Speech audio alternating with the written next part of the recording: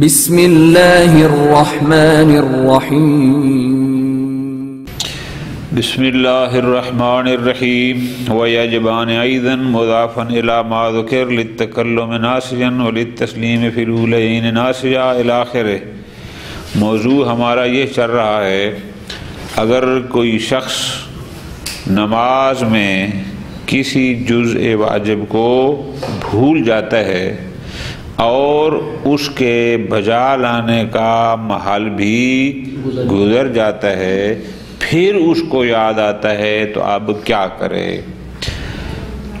گزشتہ درس میں گزارش کی تھی، اگر ایک سجدہ بھول گیا تو اس کی قضا بھی کرے پلس 2 سجدے سہو کے بھی دے۔ سلام تھا، تشہد بھول گیا، اس کی قضا بھی کرے اور 2 سجدے سہو کے۔ اسی طرح اگر صلوات پڑھنا بھول جائے تو بھی حکم یہی۔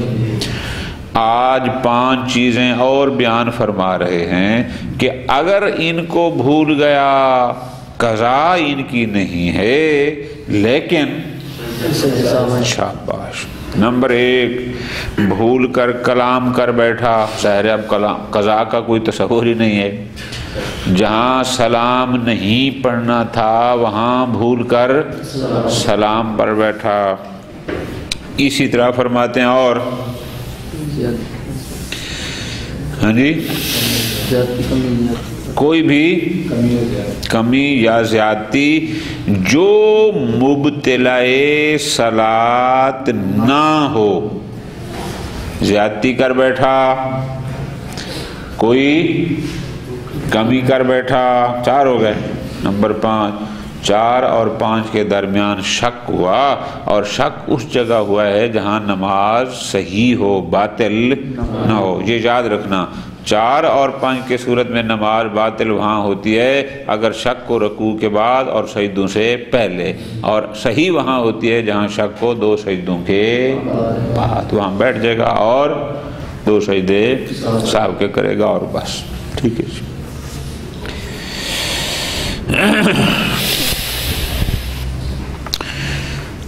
جہاں جہاں کسی بھی شخص پر سجدہ سہو واجب ہوتا ہے، بہت توجہ رکھنی آگا جان، ایک نکتہ تو یہ ہے، ایک سجدہ سہو کبھی واجب نہیں ہوتا، سجدہ سہو ہمیشہ شاباش 2 ہوتے ہیں۔ خود ان سجدوں میں کیا کیا واجب ہے، ٹھیک ہے جی۔ نمبر 1، النیہ، اور تعیین سبب، کس غلطی کے بدلے میں یہ 2 سجدے کر رہا ہوں۔ ممکن ہے اس سے اس نماز میں 2 غلطیاں ہوئی ہوں اور ہر غلطی کے بدلے میں اس نے 2 سجدے کرنے ہوں، تو تعیین کرے سبب کا کہ یہ 2 سجدے جو میں کر رہا ہوں یہ شاباش۔ اور وضع الجبہۃ علی ما یصح السجود علیہ، پیشانی وہاں رکھے جو چیزیں نماز کے سجدہ میں واجب ہوتی ہیں وہ ساری اس میں بھی واجب۔ نماز میں سجدے میں قبلہ رخ ہونا واجب، اس میں بھی واجب۔ نماز میں اعضائے سجدہ کا زمین پر رکھنا واجب، اس میں بھی واجب۔ نماز کے سجدہ میں ذکر پڑھنا واجب، اس میں بھی واجب۔ نماز میں ایک سجدے کے بعد سر اٹھانا واجب، اس میں بھی واجب۔ نماز میں دوسرے سجدے کے بعد جلسہ استراحت واجب، یہاں بھی واجب۔ فرق صرف اتنا ہوگا، نماز کے سجدہ میں جو ذکر پڑھا جاتا ہے وہ ہوتا ہے سبحان ربی الاعلی و بحمدہ، یا سبحان اللہ کو 3 دفعہ پڑھیں گے، یہاں ذکر ذرا مختلف ہے۔ 5 عبارتیں انشاءاللہ ترجمے پڑھیں گے کہ ان 5 عبارات میں سے جو ایک بھی پڑھ دے بس وہ صحیح ہے۔ اور کیا واجب ہے؟ اور واجب ہے جب 2 سجدے مکمل ہوں گے تشہد پڑھے مختصر سا اور اس کے بعد سلام پڑھے، ٹھیک ہے جی۔ یہ ہو گئے 2 سجدے سہو کا حکم۔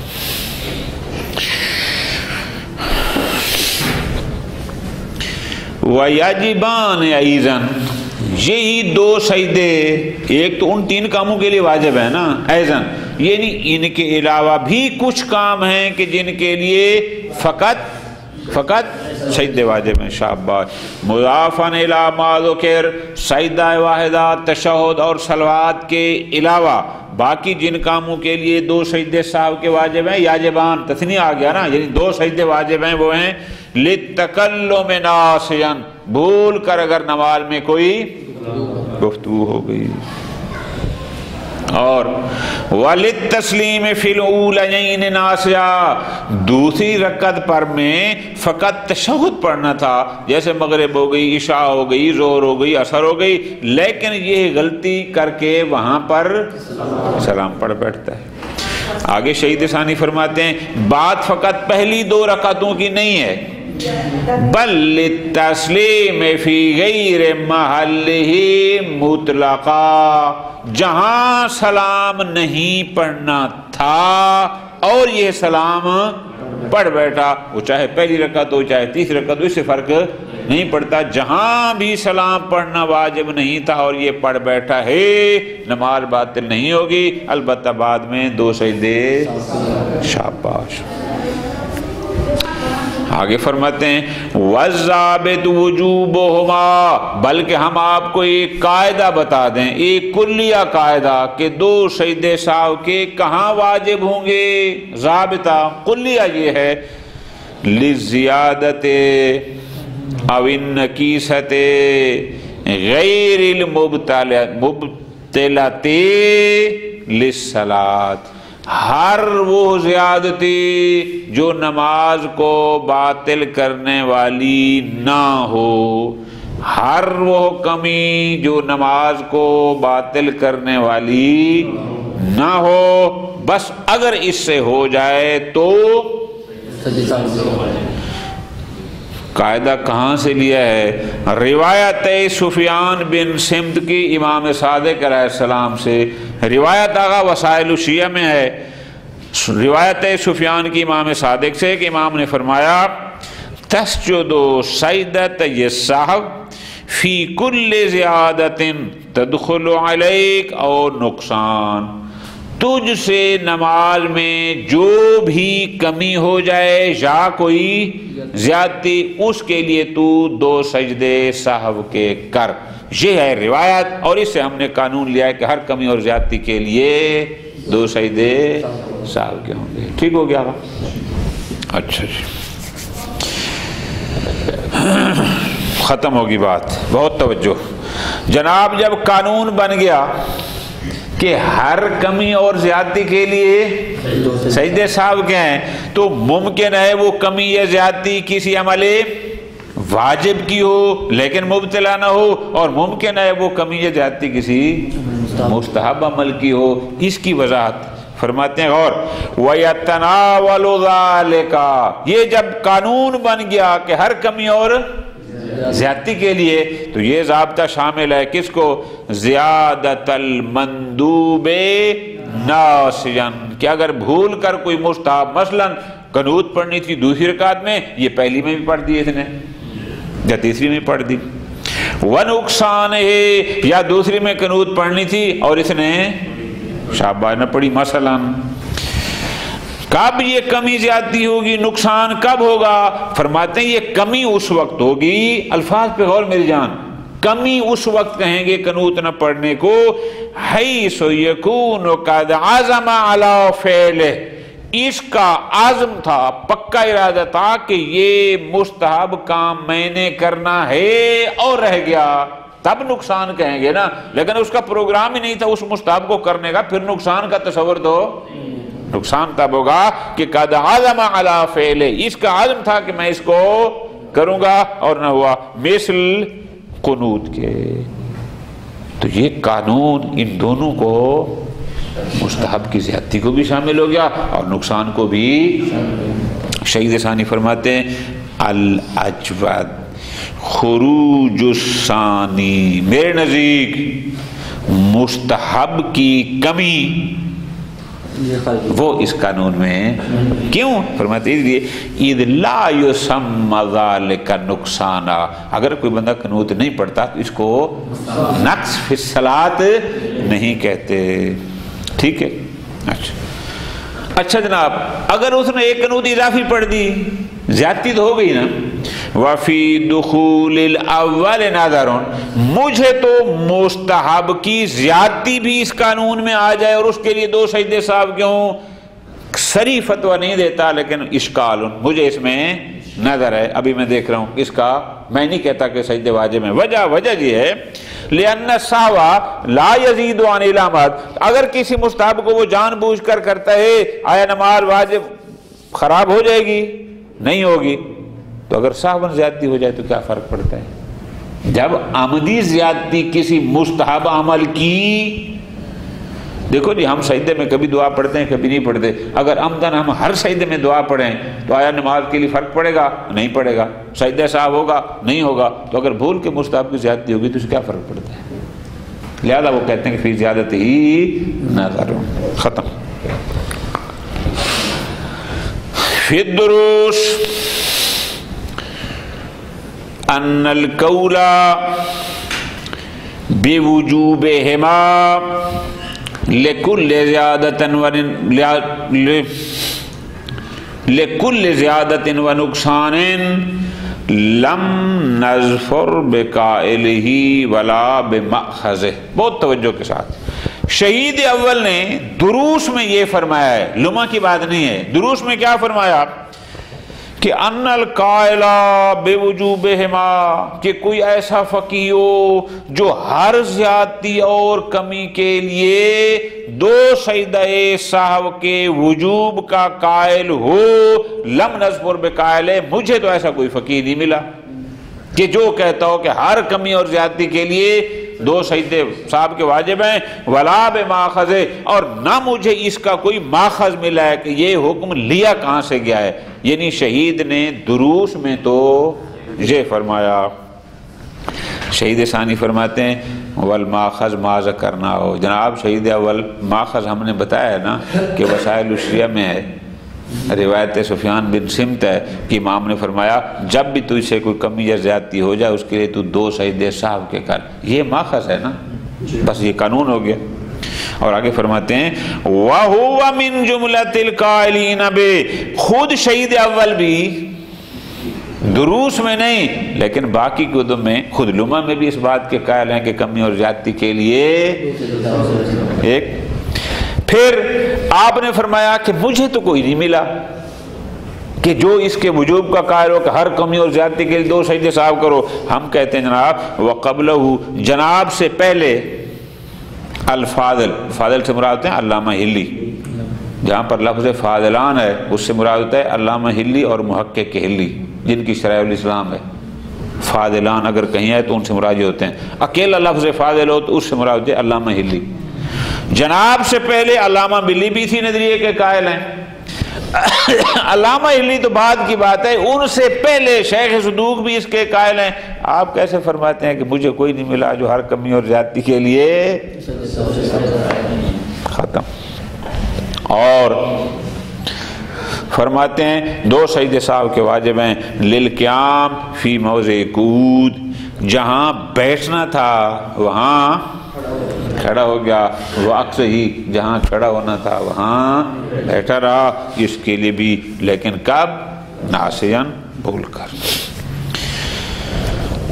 ممکن ہے کوئی کہے وقد کانا داخلین فی الزیادہ، جناب جب ایک قانون آپ نے بنا دیا ہے وضابط کہ ہر کمی اور زیادتی کے لیے، تو یہ بھی تو اسی میں شامل ہو جائے گا. جہاں بیٹھنا تھا کھڑا ہو گیا، دوبارہ بیٹھے گا تو اضافہ ہو گیا نا بالآخری. اس کو دوبارہ لکھنے کیا ضرورت تھی؟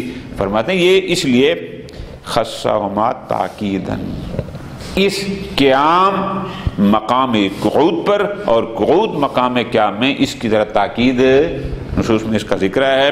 لأنه قد قال بوجوبه لهما من لم يقل بوجوبه لهما مطلقا، چونکہ جو لوگ ہر کمی اور زیادتی کے لیے دو سجدہ سہو کے وجوب کے قائل نہیں ہیں، وہ اس مقام پر کہ موضع قعود میں قیام کر لے یا موضع قیام میں قعود کر لے، وہاں وہ بھی دو سجدوں کے وجوب کے قائل ہیں، تو اس لیے اس کو اسپیشل ذکر کیا ہے۔ خوب، اور آخری مقام وَلِشَكِّ بَيْنَ الْأَرْبَعِ وَالْخَامِسِ، جب بندے کو چوتھی اور پانچویں کے شک کو بہت غور آگا، حیث تصح الصلاۃ معه، شک وہاں ہو جہاں شک کے ساتھ نماز کی صحت بھی باقی رہتی ہو، وہاں دو سجدے سہو کے ہوں گے۔ اب سوال ہوگا وہ کون سی جگہ ہوتی ہے جہاں آپ جواب یہ دیں گے اگر شک کو دو سجدوں کے بعد قبل رکوع، وہاں نماز باطل نہیں ہوتی، بنا رکھے گا چار پر، بیٹھ جائے گا دو سجدے سہو کے۔ لیکن اگر ہو بعد رکوع اور قبل سجدتین، وہاں نماز نہیں بچتی۔ کیوں؟ اگر کرتا ہے سجدے تو ممکن رکن کی زیادتی ہو، اور نہیں کرتا تو ممکن رکن کی، اس لیے ختم۔ خوب، جہاں جہاں دو سجدے سہو کے واجب ہیں، اب بات شروع ہو رہی ہے کہ خود ان سجدوں میں کیا کیا واجب ہے۔ شاباش۔ وَتَجِبُ فِيهِمَا، ان دو سجدوں میں واجب ہے کیا؟ النیہ، بغیر نیت کے سارا دن بھی ٹکرے مارتا رہے تو وہ سجدے سہو کے شمار نیت۔ المشتملہ علی قصدہما، یعنی یہ قصد کرے کہ میں باقاعدہ سجدہ سہو کر رہا ہوں۔ اور وَتَعْیِینُ السَّبَبِ اِن تَعَدَّدَ، اگر نماز میں دو تین غلطیاں ہو گئی ہیں تو وہاں سبب کو معین کرنا بھی واجب ہے کہ یہ سجدے کس غلطی کے بدلے میں ہیں اور یہ سجدے کس غلطی ہے۔ وَإِلَّا، لیکن اگر فقط ایک غلطی ہوئی ہے فلا، پھر سبب کی کیوں، پھر ظاہر ہوئی ایک ہے تو خود بخود یہ دو اسی کے کھاتے میں شمار ہو جائیں گے۔ ختم۔ بہت غور کرنا گا اس عبارت کی سطروں میں۔ وَاسْتَقْرَبَ الْمُصَنِّفُ فِي الذِّكْرَ اِعْتِبَارَهُ مُطْلَقًا، ذکرہ میں شہید اول کیا فرماتے ہیں کہ تعیین سبب کرنا واجب ہے مطلقہ، چاہے اسباب متعدد ہوں چاہے ایک ہو۔ صرف سجدے کی قصد نہ کرے بلکہ یہ قصد کرے کہ یہ سجدے کس وجہ سے کر رہا ہوں، ان کا سبب کیا تھا، کس غلطی کے بدلے میں یہ سجدے کر رہا ہوں۔ کہاں کہا یہ ذکر؟ وفی غیرہ، ففی غیرہا عدمہ مطلقا، ذکرہ کے علاوہ دیگر کتب میں کیا کہا؟ عدم تعیین سبب مطلقہ، کہ تعیین سبب ضروری نہیں ہے مطلقہ، چاہے اسباب متعدد ہوں تو چاہے فقط ایک ہو۔ اچھا، لہذا شہید اول رحمت اللہ علیہ کا فتویٰ تعیین سبب کے لحاظ سے مختلف کتابوں میں مختلف ہے۔ ختم۔ واختلف ایضا اختیارہ فی اعتبار نیت الاداء والقضاء فیہما وفی الواجب، اسی طرح اسی شہید اول رحمت اللہ علیہ کا مختلف کتابوں میں اس مسئلہ میں بھی اختلاف ہے کہ آیا سجدہ سہو میں نیت ادا یا قضا کرنا واجب ہے یا واجب نہیں، اس میں بھی اختلاف ہے۔ وفی الوجہ، قصد وجہ یعنی قصد وجوب یا قصد ندب، یہ آیا کرنا واجب ہے یا نہیں، اس میں بھی اختلاف ہے۔ پس میں شہید ثانی کہتا ہوں اعتبارہما اولا، بہتر یہ ہے کہ قصد ادا یا قضا بھی کرے اور قصد وجہ، اگر کسی واجب نماز میں کسی غلطی کا ہے تو وہاں قصد وجوب کرے، اور کسی مستحب نماز میں کسی غلطی کے بدلے میں ہے تو قصد ندب کرے۔ اگر اس نماز کے اپنے وقت کے اندر کر رہا ہے تو وقت قصد ادا کرے، اور فی غیر ہی وقت ہی کر رہا ہے تو اچھا ختم ہو کے بعد فرماتے ہیں سجدہ سہو میں نیت واجب ہے. فرماتے ہیں نیت کیسے کرنی ہے؟ وَالنِّيَّةُ مُقَارِنَةً لِوَضْعِ الْجَبْهَةِ عَلَى مَا يَصِحُّ السُّجُودُ عَلَيْهِ. یعنی اس میں تکبیرۃ الاحرام نہیں ہوتی، صرف نیت ہے. نیت کب کرے؟ جس وقت پیشانی سجدے میں رکھ رہا ہو اسی وقت یہ قصد بھی کر رہا ہو کہ میں سجدہ سہو کے لیے پیشانی زمین پہ رکھ رہا ہوں اور رکھ دے، یہ کرے.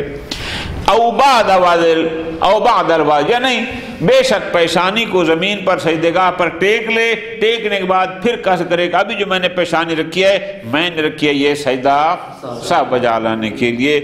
علل اقوا یہ ہے کہ پیشانی رکھنے کے بعد یہ قصد کرے کہ یہ سجدہ کون سا والا سجدہ ہے. ختم. اور کیا واجب ہے سجدہ سہو میں؟ وما یجب فی سجود الصلاۃ، ہر وہ چیز جو کسی بھی نماز کے سجدہ میں واجب ہوتی ہے وہ سجدہ سہو میں بھی واجب ہے. کیا مطلب؟ نماز کے سجدہ میں طہارت واجب، یہاں بھی واجب. نماز کے سجدہ میں قبلہ رخ ہونا واجب، یہاں بھی واجب. نماز کے سجدہ کے بعد سر اٹھانا واجب، یہاں بھی واجب. فرماتے ہیں من طہارت وغیرہ من شرائط وواضع الجبہۃ علی ما یصح السجود علیہ. نماز کے سجدہ کا ایسی چیز پر پیشانی کو ٹیکنا جس پر سجدہ سے واجب ہے، سجدہ سہو میں بھی وہ ہو کہ ایسی جگہ سجدہ رکھے جہاں پر سجدہ صحیح. والسجود علی الاعضاء السبعہ، اسی طرح وہ 7 اعضاء کو زمین پہ رکھنا. وغیرہما من الواجبات، اور بھی واجبات ہیں جیسے طمانینت واجب ہے، ذکر واجب ہے، سب واجب ہے.